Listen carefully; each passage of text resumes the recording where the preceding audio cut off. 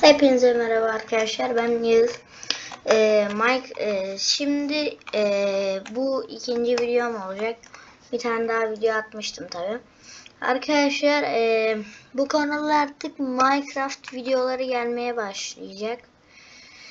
Yeni Minecraft videoları atacağım. Ah be Jinx, bozguna mı uğradın?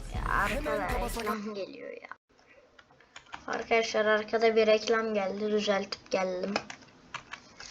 Arkadaşlar size bu kanalda Minecraft, Metro, Pro Soccer Online gibi başka oyunların videosunu da atacağız. Size şöyle bir şey yapayım. Böyle belki ekran görüntüsü alırsınız. Şöyle. Ben Yağız, adımı söyleyeyim. Sizi çok seviyorum. Allah'a emanet olun. Bye bye.